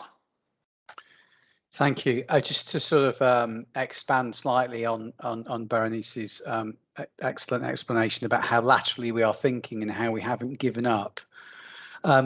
Just to contextualise this for board is that the speciality of stroke medicine has grown rapidly, with technological and evidence-based medicine changing faster than the number of doctors that can be trained. Stroke medicine has become a very attractive, exciting and dynamic speciality in the last 15 years, even more so, and ever so more rapidly. So we are not alone as a board struggling to try and find the rare resource of a highly educated, highly trained team of stroke physicians. But I would like to make it very clear that we are endeavouring to look at this in the widest possible context to ensure we give the best service to the patients we serve. Thanks, John. Helpful bit of colour around all that. I suggest, therefore, that we note your report, Berenice, and we look forward to the next iteration where you've worked through the options, and presumably would have a recommendation for us with regard to the delivery of hyperacute. We would, of course, appreciate at that point an ongoing update about how it is our performance is around the quality of services across the whole range of the stroke service. As Jane helpfully pointed out to us, it's important that we're doing both of those things in parallel. So we look forward to that. Now that brings us on to the next section of the report about vision and strategy, and the first item is about a proposal from Joint Care Derbyshire about Anchor Institute.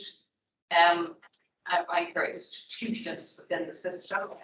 It's been a request that this charter goes to all boards for their agreement and approval. I think it's fairly self-explanatory, but I'm very happy to take any comments you might wish to make, Berenice. Thanks, Helen. Yeah, I don't think there's a great deal to say about the Anchor Charter. It's here to board to get our sign off so that we can take that back to Joined Up Care Derbyshire and the wider system to say that we have the overall support. really positive that we're looking to work and sign up and work collaboratively long term. This isn't going to be again an overnight fix across Derbyshire and Derby. So it will really help build a real strong, resilient workforce and help the economy as well. Just to highlight, we have agreed 2 areas. One's workforce and the other one is procurement, and it's absolutely about trying to keep our local tradesmen, our resources locally as much as we can do, but also growing our own within Derby and Derbyshire. And that said, from somebody coming in from the northeast, it's really welcoming, isn't it, to hear that they're wanting to really build their own workforce. I think there's a real positive, and it's been a good interaction to have input from people like Rolls-Royce and the football club, etc., because they've again got slightly different perspectives and not so many of the HR constraints. So that does help us in some areas when we're taking this forward. And finally, just to mention, the back part of the report is around the fact that CRH has actually got a long history of supporting workforce and opening up the access to employment. They've previously partnered and continue to partner with district councils, and there's a number of examples that's set out there for you with the Princess Trust, etc. Step into work. But just wanted to kind of mention one example that kind of does remain in fresh in my mind is with regards to Connor, that started on an internship that was supported. Very anxious, wasn't really sure what he could contribute to the hospital, very quiet, and to now see him work in front of house. And he is part of the fixtures and fittings, and I love the phrase in the report, "Where next" for him, because he's really keen on and looking at kind of from an academic point of view how he develops himself as well. So my ask is for the board to approve the Anchor Charter. Thank you, Helen. Thank you very much, Bernice. It's a very exciting initiative, this, and I'm delighted the Trust is going to be part of, assuming we agree the Charter, which I anticipate we will. But before we put that to the board, can I ask you, have we had legal advice that the Charter is neither discriminatory nor anti-competitive?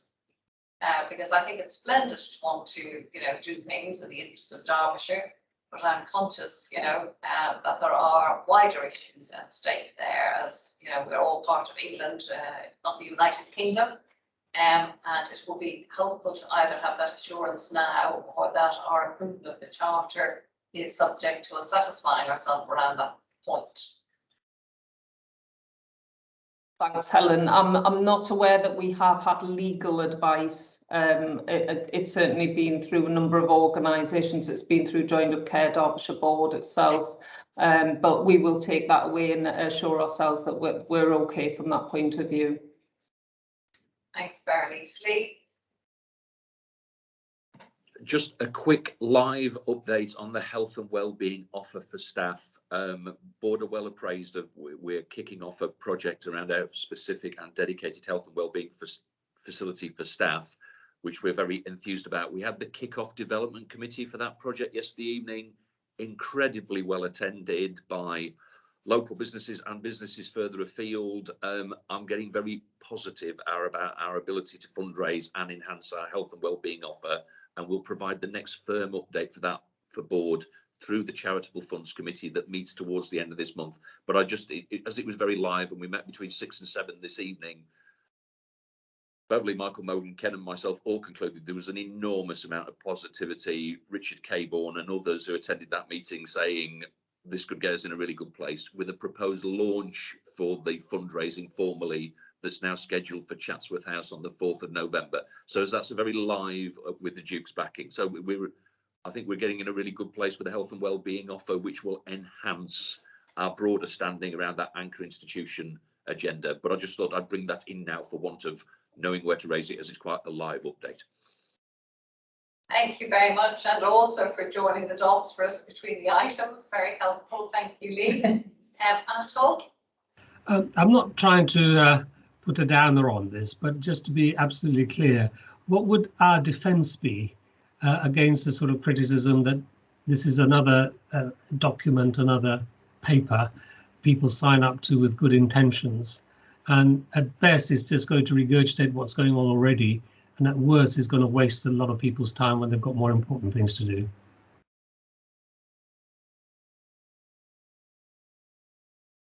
Lee. I think because Angie can comment as well, because Angie and I have borne witness to this conversation, as has Helen in sort of Joined Up Care Derbyshire. I think the benefit of this work at all is the enthusiasm it's creating for some of the larger employers in Derbyshire. I don't think we need to see this as a prescriptive, here's a blooming another action plan that we need to slavishly deliver on, but there's absolutely an awareness about our broader role as a large employer around recruitment, pay and conditions, training and development, the green agenda, health and well-being. We're candidly doing some cross-pollination and sharing without turning it into another slavish action plan we need to follow. I think the benefit of it is the enthusiasm it's generating about the local population and us as large employers and the population that we serve. Might be how I might respond to your healthy, cynical challenge. No, it was just sort of, you know, making sure we're on the right track there. I'm really pleased to hear that, because I think the secret of success of these kinds of initiatives is exactly that. If the individuals are enthusiastic despite their organisation constraints, then it will really work. Thank you. I think the thing to add to Atul is the fact that we're very conscious that we spend many hours together sitting around as NHS organisations thinking about integration. We have got better over time at including our local authority colleagues in that, but the business community are largely absent from those discussions.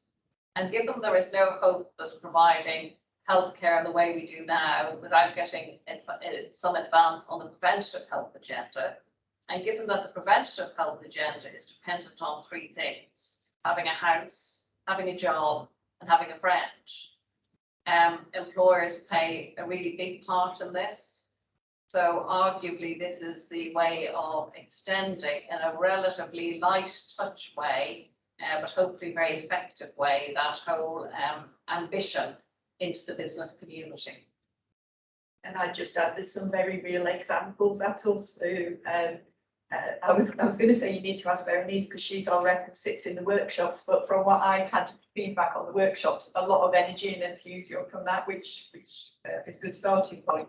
Just to build on Helen's examples, some real ones that Zoe was just updating me on yesterday with Chesterfield College and local teams. So we are doing the doing as well as getting the support for the conversation. Lovely, lovely. That's great. Thank you. So I suggest that we're absolutely delighted to sign up to the charter, pending some assurance that we are content that it's neither discriminatory nor anti-competitive in how it has been positioned. Thank you very much.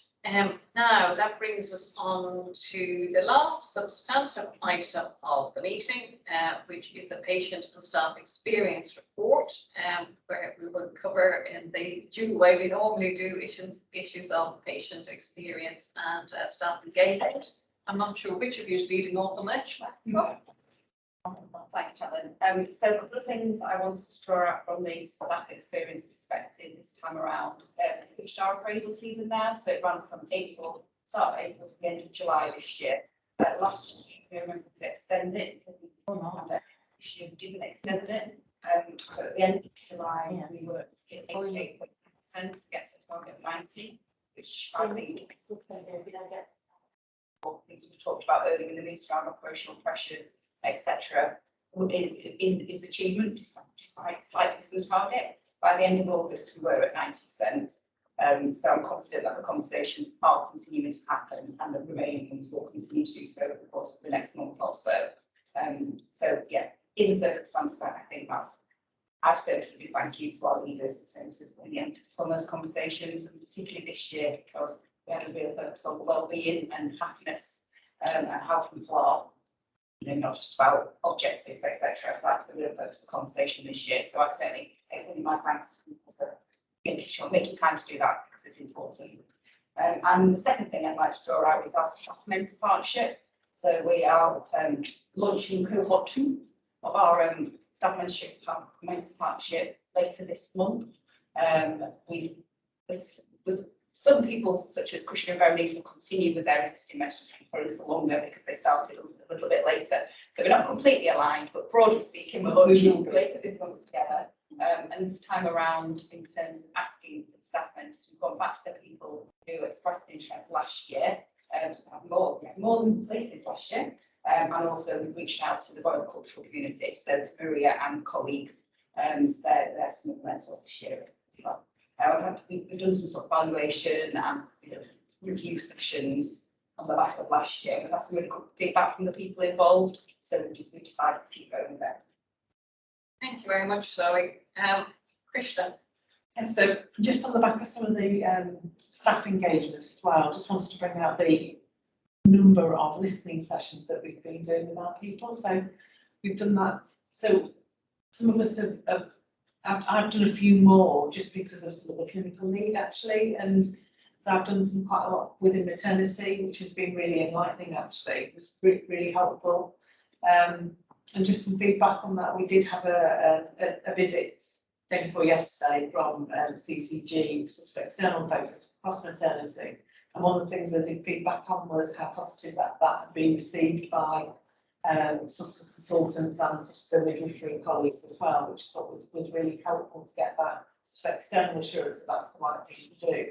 So we've got a number of plans, but each of us with our exec sponsor role are undertaking this listening sort of sessions, some in partnership with Abby, our freedom to speak up, but also sort of by ourselves as well.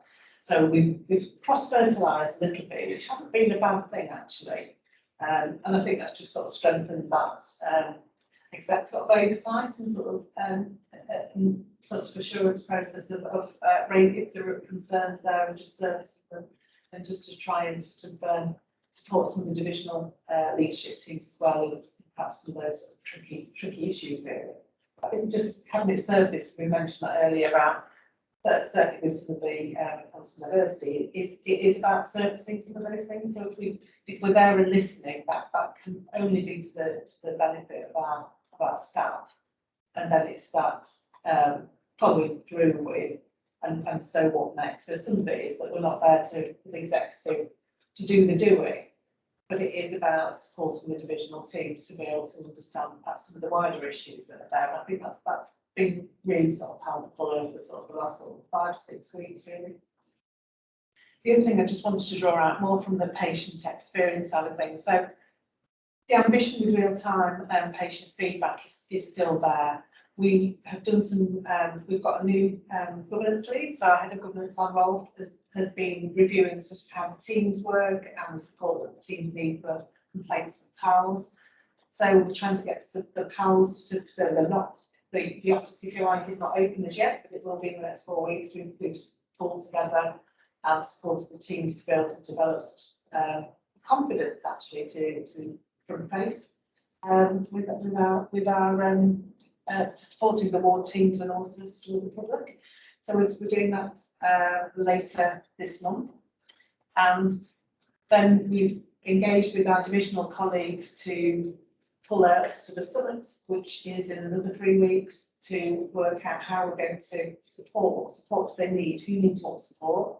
So we've got a proposal there that we'll come out with a plan. And then the next HLT, we're going with the sign-off, hopefully, colleagues, for the sign-off for the real time. So it's not about the digital sort of platform, right? That's it's how we implement it. We have got feedback about other organisations. If you don't get that infrastructure right in the first place, even though it's a really good tool, you won't get the benefits of that. Patients won't be able to engage with it, families won't be able to engage with it. And so we're doing all the right things, I feel, we're just taking it sort of steady.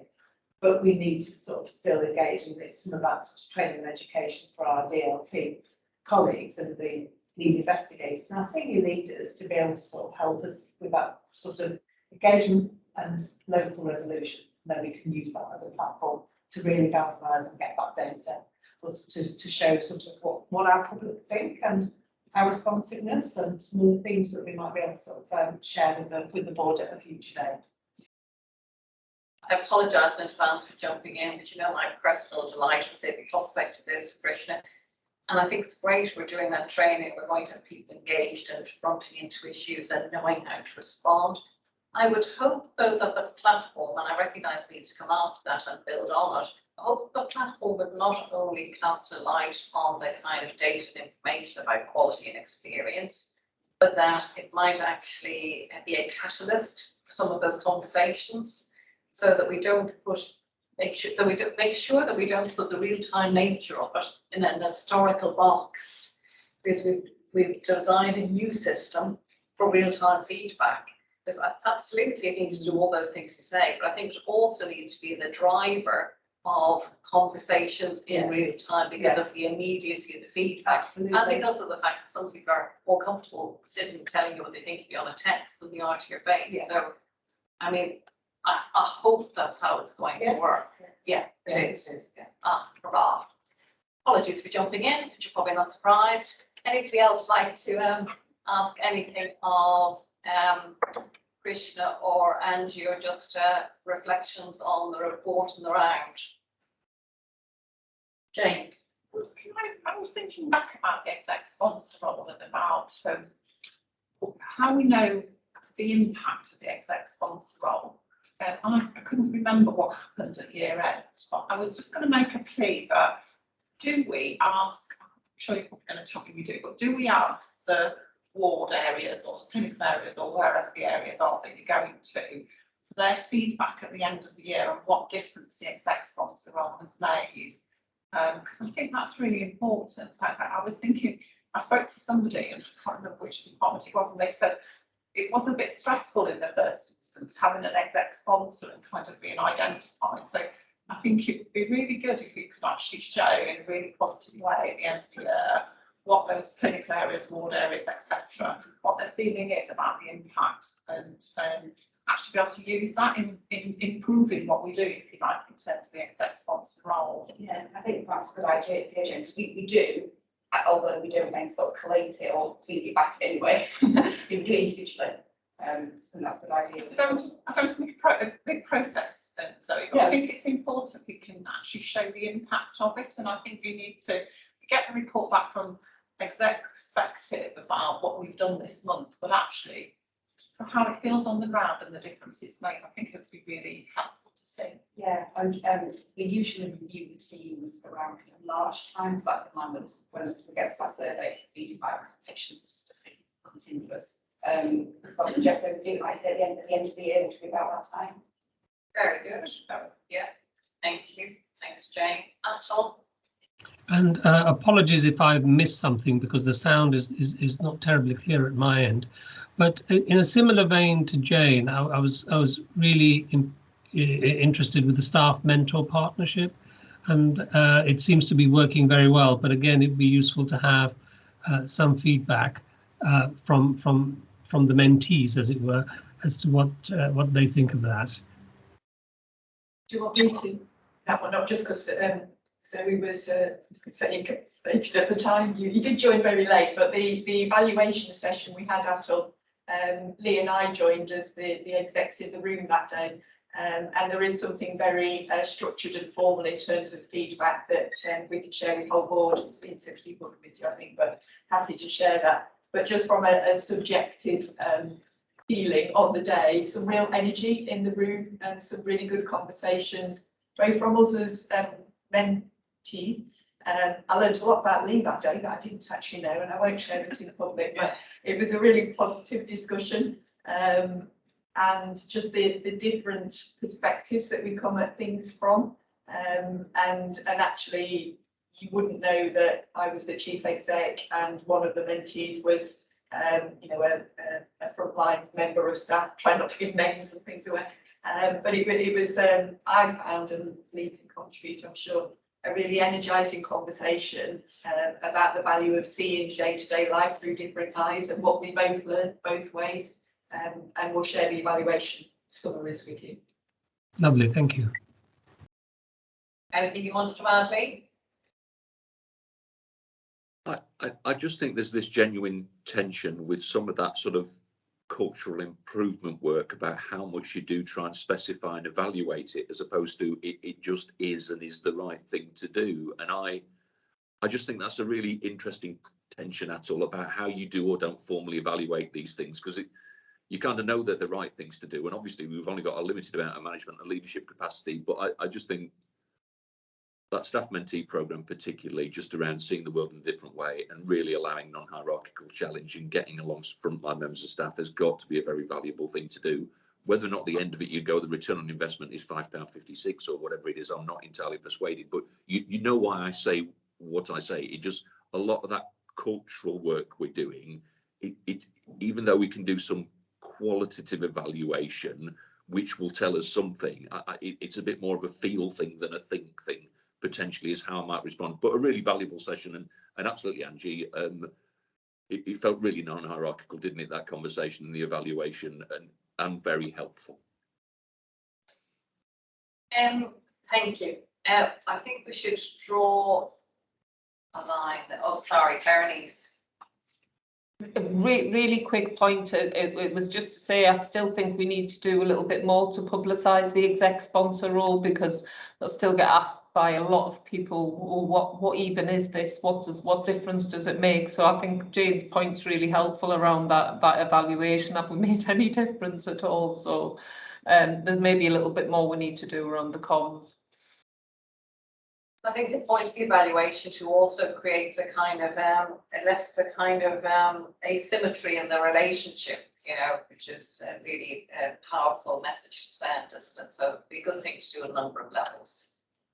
Before we leave this item, I'd like a date by which I am on a promise that we're having a deep dive, either as part of this report or as a separate item, about the real-time patient feedback, please.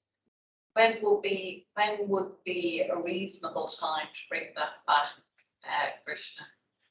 So I can put sort of I can bring the project plan and sort of the aim sort of relatively quickly, but the actual sort of how is it going, and which is probably more valuable, is going to be a number of months away. Well, I think that'll for the first thing first. Yeah.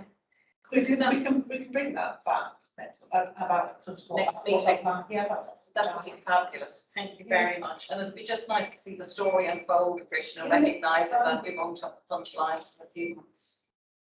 Thank you, and thank you for the report, and thank you to all the execs for their visits. We were reflecting on, it's a very different sort of conversation now, the conversation it was when we first started this, so we're clearly getting better at it. So I very much hope that the feedback will evidence all of that too. So well done. We're now on any other business, and we've quite a number of consent items. I've had no advice in advance that anybody wants to raise anything that are in the consent items, and as such the recommendations in all those consent items are deemed agreed and approved. That brings us on to AOB. Are there any items of AOB that anyone wants to raise? No. That brings us then on to the date of the next meeting. I mean, it is alarming to see that the date of the next meeting is the 10th of November. Presumably the one after will be Christmas. How frightening is that? As the year gallops away from us. But one of your diaries. And that brings us to the review of the meeting. And I'd like to go, well, I don't know if I can go. I think I can go to our governor colleagues. I think governor colleagues are dialed in on the same system. So I think if you press your unmute buttons, we shall be able to hear from you. So I can see Graham and I can see Eddie. I can't see Judith. I should probably go to a different list. Eddie, if you're there, would you like to offer a few thoughts on how it was for you? Yeah, I find these meetings very interesting. I think that it's very good from that governor's point of view that there is assurance that things are discussed and actioned and done. So I think it's always a great meeting and always very interesting to hear what goes on and to hear the lively debate between members to actually get real down to that kind of detail and information about it. So yeah, I think it's always a very good meeting, and this one's been just the same. Thank you. Thank you, Eddie. Graham. Yeah, I'd echo what's just been said. I enjoyed the listing bit, still absorbing all the information and making sense of it. The healthcare, the stroke one, having had a father who suffered that way many years ago and subsequently died in a little hospital in Lincolnshire called Pilgrim, that also struggled with consultants in their cardiology department. It's interesting to hear, you know, but there's also the personal issue of people, you know, being, I wouldn't say deprived of consultants. It's a national shortage. It's something I think the health service need to get a grip on, of how they attract people into that field of operation, and to the, you know, to all the trusts around the country, because there's a lot of benefits, as I know, from living and working in Derbyshire and Lincolnshire. So, you know, it's something that needs to be redressed. But no, I've enjoyed it. Thank you. When I eventually got in, I had a few teething issues getting in this morning, but now sorted. Thank you. Thank you for making the time to speak, Graham. It's great when governor colleagues join us, not least of all making the bridge back to discussions at Council of Governors. I think we have one of our senior nurses, Rachel Wyman, on the call. Not wishing to put you on the spot, Rachel, but are you more or less assured about how the trust has been run? Morning. It's been interesting. I think to see what we talk about in the divisions and how that then comes through to you as a board.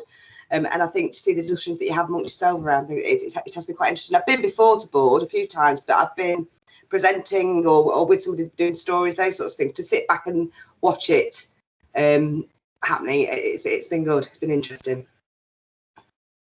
Thank you for making the time, Rachel. Simon, a nice opportunity for us to say a thank you to you for the great launch you organised for the A&E yesterday. So thank you for doing that. But any reflections you have on the meeting and how you found it, and what it is, in the words of the great pair, we didn't fail to do? Yeah, and thank you for yesterday as well. It went incredibly well, so thank you. Yeah, it's the first one I've had a chance to watch on Teams, I think. So from my point of view, it's incredibly interesting to find out a little bit more behind the reports, particularly the discussion that comes after it, and that helps to inform the tweets that I've been putting out throughout the board meeting. And I'll also be putting together the team brief slides as well. So yeah, and I don't know if it's because it's on Teams, but it seems a lot more succinct and a lot more focused on Teams than some of the meetings I've been to in public. And it's just been really absorbing and interesting to hear and hear the discussions that come out of the reports. So yeah, I find it incredibly informative. So thank you for having me. Thank you for being here, Simon. I would interpret your comments about things being more brisk and simultaneously brisk, penetrating and effective is a reflection of the work that Angie and the team put into the pack. I think we have a much higher quality pack that supports a much higher quality discussion in much less time. And it's been a bit of the holy grail, but we're very pleased that we've got to where we are. So thank you for that. Thank you. Thank you all for your time and for your attention and for your participation. And we hope to see you at future meetings. So take care. For colleagues that are joining for a subsequent meeting, I think we have a separate dial-in if you want to join in directly again, please. And then we'll just agree timings for other business that needs to be conducted today then. John, before we conclude, there's something you want to say, I think? I was just going to say whether we wanted to change the timing of the next meeting slightly while everybody's on the call. Okay, we can do it now if you like. I would suggest that we kind of keep a bit of pace on matters. So I don't suggest we go for a 12:45 start. I suggest we go for maybe a 12 o'clock start. That will be more than enough time to powder your nose, have a cup of tea, and if we start at 12, we'll finish sooner. Does that sound okay? Yeah, and the invitation everybody will get will still work. So So just join on that other invitation. 12 o'clock. Very many thanks. See you all at 12. Thank you. Thank you.